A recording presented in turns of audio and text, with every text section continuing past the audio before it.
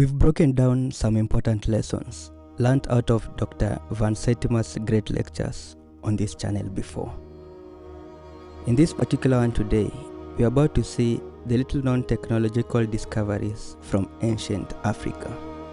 But to first understand, Dr. Sertima tells why ancient African technologies still remain unknown under the concentration of the primitive. We have known very little of the technologies of early Africa because of this concentration on the primitive. I want you to know, and I suppose you already know this, and that is why one speaks of this in advance, that knowledge about black people has become highly political. There is no way, and I have tried to avoid getting involved in these squabbles, but there is no way that you can present these facts without presenting the atmosphere in which one garnered these facts. I spent 4 years at the School of Oriental and African Studies, London University, doing my first degree, and never once in all those years did I learn anything about any African civilization. I grew up in a jungle twice as large as any jungle in Africa. Africa, in fact, has less jungle than any other continent comparable with its land space. If you took 2 Europes and put it in Africa, there is more woodland and forest in 2 Europes than there is in Africa. Our image of jungle springs from the fact that most anthropologists have been satisfied to go looking for vanishing little tribes, utterly irrelevant, the Booga Booga and the Luga Booga.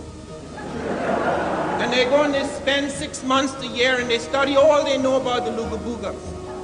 All their little ritual and their dances and their kinship system, who is my mother's brother, sister, son, etc. Utterly irrelevant to any illuminating vision of African civilization. And they come and they extrapolate masses of things about it. And so we have thousands and thousands of books about Africa that tell us absolutely nothing about the quintessential African.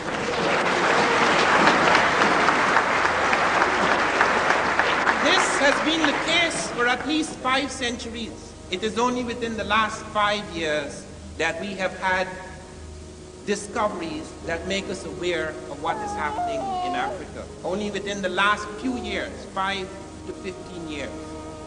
Only a few men have come forward and have given us this vision, because even many of our so-called African scholars are so Europeanized that they merely repeat and echo what they have discovered. And I'm not using the word Europeanized in a racial sense. I too, like Sheikh Anta Diop, can claim, perhaps with even more justification, that I have not a racist streak in my being. I am saying this because it is true. These are 5 technologies from early Africa, hidden by the concentration on the primitive. Steel-making machine that reaches 1850 degrees centigrade.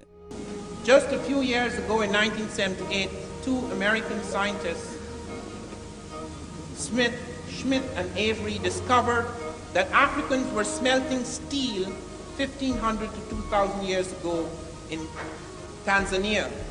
They were smelting it in a machine that was using a semiconductor technology unknown until the 20th century.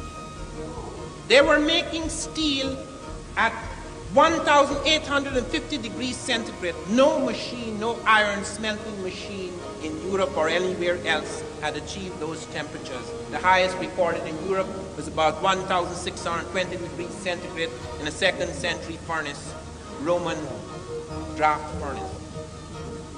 And not only that, they found the Africans were producing a fine bloom of carbon steel. They were doing it in a single stage, so that even in the middle of the 19th century, when George Wilhelm Siemens, the German, found a method for mass-producing steel, the European process in the mid-19th century involved 2 stages, whereas the African process involved just 1. They were using iron crystallization process in order to produce that steel. And they were doing it not only more efficiently, not only were they producing a finer bloom of steel, but they were doing it using less fuel. The Africans were forced very early into fuel-saving technology. Why did the American scientists have to discover the steel-making machine? Why didn't the British discover it? They were there much longer. No! They assumed that the Africans had only achieved 1,250 degrees centigrade in their blast furnaces. How did they arrive at that scientific conclusion? Because that was roughly the lowest temperature at which you could smelt iron, and the Africans were the lowest people. And there was no question that they did smelt iron, so that was their centigrade. There was no proper scientific study of their machines. Nobody went and asked them. I know that. Astronomical observatories. The discovery just a few months after the steel-making machine by Lynch and Robbins, they discovered an astronomical observatory, a kind of African Stonehenge, at Namoratunga in northwest Kenya. Namoratunga, the place of stones. They discovered that the Africans there in Kenya had developed an astronomical observatory. It looked at first like just a scrabble of stones, but when the stones were properly studied, they were in precise alignment, the constellation of stars, and they were able to show that these Africans had built an accurate prehistoric calendar 300 years before Christ in Kenya, which is at least 100 years before the so-called father of modern astronomy.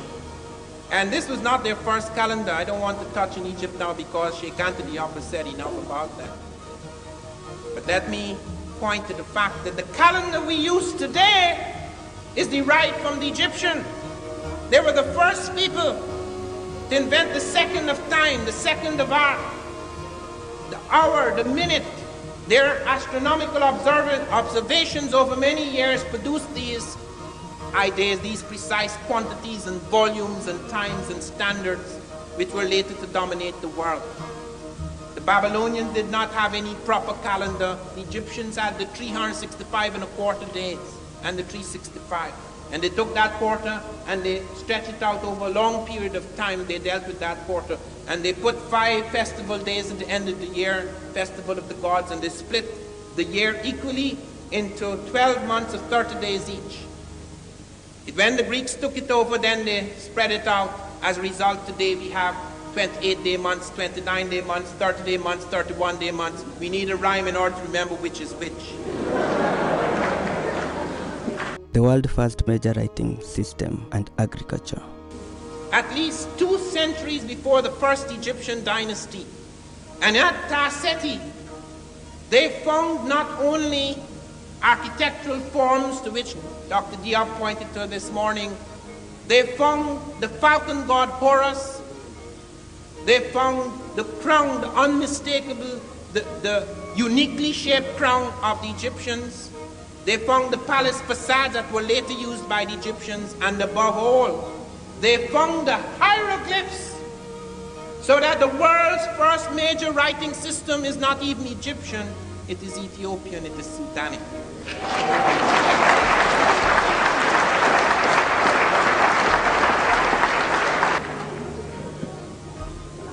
In the field of scripts, and this is one of the things, we are the non-literate peoples, I've often heard this, we are the simple peoples, the simple societies, we are the oral peoples. The English are oral, where is their script? This is not English script, this is Roman script. There were only a few Europeans who wrote, only a few Europeans had script, and they gave it to the others. When Cicero conquered Britain, or when the Romans conquered Britain, I remembered Cicero saying, the English are so stupid, I am not even sure I could make them into good slaves. And I'm not casting aspersion on the English, I'm just telling you what Cicero said. But all this thing about oral, there are many scripts in Africa. The first script, the first major script that was to affect and influence a great part of the world was African. That script at Tarseti, which goes up and becomes more advanced and developed in Egypt as the Africans move up. The Meroitic script, which we have not yet broken. We have 800 texts in Meroitic. We haven't yet broken the code. We have Manding script. We have a whole series. I was in the jungles of Suriname and found them using, the men were writing in the Afaka script to their girlfriends. They came with it from Africa, the Faka script. They were writing the Faka script, the Akan script. They developed apart from, they had drum scripts. Nyangoran Boa has shown us the complicated drum scripts they developed. So that there are written scripts in Africa. So yes, only a few people use them. That was true of Europe too. Very few Europeans were literate. Even many medieval European kings did not write. They had this scholar caste as you had in Africa and America and in Asia. A few people wrote. It is only within recent times that you have the great mass of people educated. But it always seems, because we stand at the end, broken and defeated, that we were the last to come on the ladder. No, sir. It's just the opposite. There is evidence, the migration, the movement of agriculture. Every major plant in Egypt, at least half a dozen are found coming from the south. There's not a single plant that comes down to the south. This nonsense about civilization, that civilization in Egypt was created by Asiatics and Caucasoids, and then they brought the light of civilization down to the benighted black barbarians in the south. Not a single shred of evidence. The script comes up, the agriculture comes up, all the symbols comes up, the conceptions of God, and all the various forms that were to become deities in Egypt. It all comes from the south. The art, everything, you can see its origin in the south, in that Ethiopian and Sudanic world. And Ta-Seti is the culmination, it's the capping of the evidence. Sirius B star and the telescope discovery of the Dogon tribe. When we look at astronomy, as I was pointing to the calendars and the thing found at Namaratunga, they found something even more startling among the West Africans. In the 13th century AD, about 7 centuries ago, they found Africans were plotting an invisible star, Sirius B. Sirius A is a bright star we all see in the night sky. Sirius B is impossible to see with the naked eye. It is impossible to see it with the naked eye. It has a magnitude of about 8.5. And the Africans not only saw it, they plotted its orbit and trajectory right up to the end of the 20th century, up to the year 1990. And the diagram produced by our best astronomy today is identical with what they produced centuries ago. We only became aware of that star towards the end of the 19th century. And not only that, they intuited its mass. This is a white dwarf. It is an imploded star. It's not only impossible to see with the naked eye, it is the most sophisticated astronomy that has shown us that a star so imploded is much heavier than stars that appear 6 times brighter and larger. They came to that conclusion. They had plotted the spiral structure of the Milky Way. They had seen the Jupiter and Saturn, the rings and the moons thereof. They had worked all of that out. But particularly Sirius B, it caused such astonishment, such consternation in astronomical circles that Kenneth Brecht of the Massachusetts Institute of Technology in Cambridge, Massachusetts, he said, the Africans have no business knowing any of this. And that is true. The Africans, as we know them, as we have been learned to conceive of them, have no bloody business knowing anything. So that he has to check himself as to who he's talking about, because when we talk about the so-called traditional African, we are not talking about what lay at the core and heart of those shattered civilizations. If you want a modern example of what I mean, why all these discoveries are coming, but let me for a moment dwell on some new discoveries. Do you know that the Africans actually showed something contracting and expanding within the region of Sirius B, a supernova? Do you know only 2 years ago the Einstein orbiting satellite, one of the United States satellites, discovered the supernova? 2 years ago. Space machine. Do you know how they explain the Dogon finding Sirius B? The Russians have given the best explanations, because the Russians contacted me when I brought out my thing in the New York Times. I got a letter from Sanarov, academician Sanarov, from one of the Soviet science cities in Asia, saying that the Russians had been working on Bering Strait migrations and other migrations from the Pacific area. They'd never heard of Atlantic migrations before. They were very interested in my research. And in the communication, I asked them about what they had been doing in Egypt, what discoveries had been made on the NASA because Sadat had kicked them out. And they pointed out that Volosimo, one of their scientists, had found perfectly ground spherical crystal lenses in ancient Africa, and that the Africans had telescopes. But they didn't even bother to think that Africans had telescopes. They said that perhaps, and this is Carl Sagan on big television in America, that some scientifically literate European wandered among the Dogon and gave the African savages this knowledge. And that later on, when anthropologists came to study them, they merely vomited it up. The anthropologists who studied the Dogon, Marcel Griot and Germain Dieterlen, Griot spent 16 years among the Dogon before they started to talk about that part of the heavens. A long time to vomit.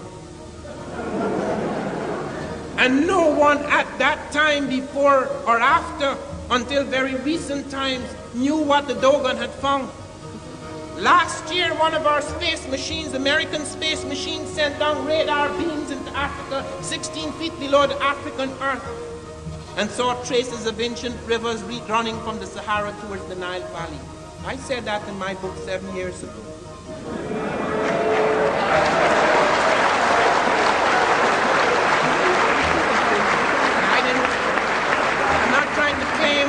I'm not trying to claim anything special about that, because a few anthropologists had said that too on the basis of migration evidence and other kinds of evidence, linguistic networks, etc.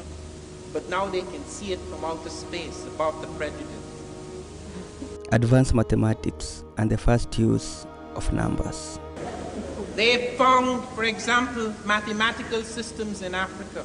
The first use of numbers, the first scientific evidence of the use of numbers is found in the Congo Zaire. It's known as Ishango bone. It's 8,000 years old.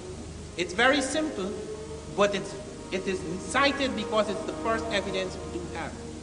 But we have found more complex, far more complex mathematical systems, like the Yoruba, for example, are found to be using a complex mathematical system, which one of the mathematicians, Conan, calls one of the most abstract and complex mathematical systems. Why didn't we know about this? Because if you go among the Bushmen and the Kalahari, or the Wugabuga and the Lugabuga, you're not going to find mathematics.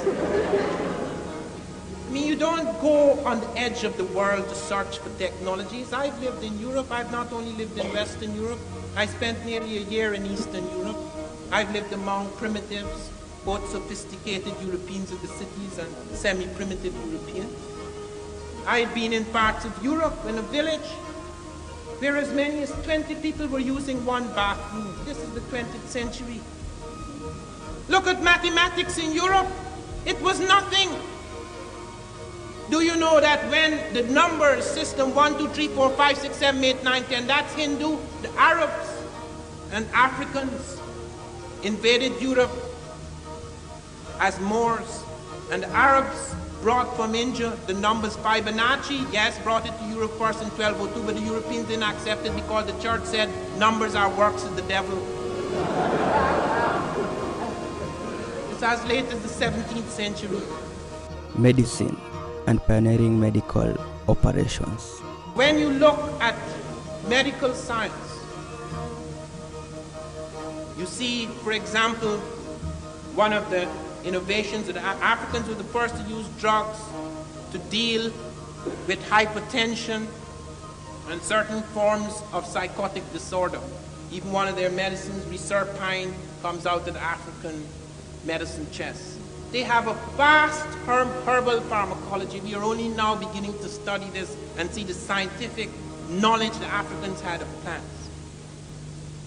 When you go and look at their medicine, I spoke in Atlanta to the Center for Disease Control. The Africans had aspirin before us. They were using Salix capensis, which is salicylic acid, the main active ingredient in aspirin. They were using tetracycline 14 centuries ago in Nubia. They found the yellow-green flash of tetracycline in Nubian bones 14 centuries ago. They only started using that antibiotic in America in the 1950s. They pioneered in several operations. They pioneered in the cesarean operation. Dr. Finch has written a fine thing on the cesarean. At the time when that operation was experimental in Europe, people like Dr. Felkin went into Africa and observed the Banyoro surgeons performing the cesarean, and the mother was hale and hearty after 4 or 5 days. No woman survived the cesarean in Europe in the 1870s. None. No woman survived. One of the instruments, the cautery iron, with such fantastic skill, it was very minor tissue damage. It caused great ruptures in the European hospitals. They found that Africans were using both anesthetics and antiseptics in their operating theaters at that time, when in Europe, Lister had only introduced antiseptics 2 years earlier than the witness of this operation, which the witness said must have been going on for quite a while, because the Africans were performing with routine skill what was then experimental surgery in Europe. In the 13th century, they were performing eye cataract surgery in Jenny. But when we learn about African medicine, they go to the quacks because it's exotic and primitive and nice. So you go and you picture the quack. That's why the camera lies. You take the camera out, the camera is not supposed to lie. You concentrate on the edge of a world. You pick out the quack and you listen to everything he says, all his little magic and his nonsense. He says, well, that's African medicine. You don't deal with the scientific superstructure of that medicine. If I wanted to do that American medicine, boy, are there quacks out there. I am terrified of getting sick because I'm sure my sickness would be fatal. I have never been diagnosed correctly. As soon as I go to the diagnosis so that I could guess the worst possible scenario so I could fight against it. Now, that sums it up for this video. What do you guys think? Share thoughts and opinions in the comment section below. Let's have a proper discussion about this without having me impose my opinions and ideas on this matter. Give this video a thumbs up if you liked it, so that the YouTube algorithm can know that this video was so much interesting and share it far wide to more avid viewers just like you. Subscribe and click the notification bell if this is your first time watching these videos, and so that you can be notified as soon as we make a new upload on videos just like this. My name is Louis. Until next time, peace out.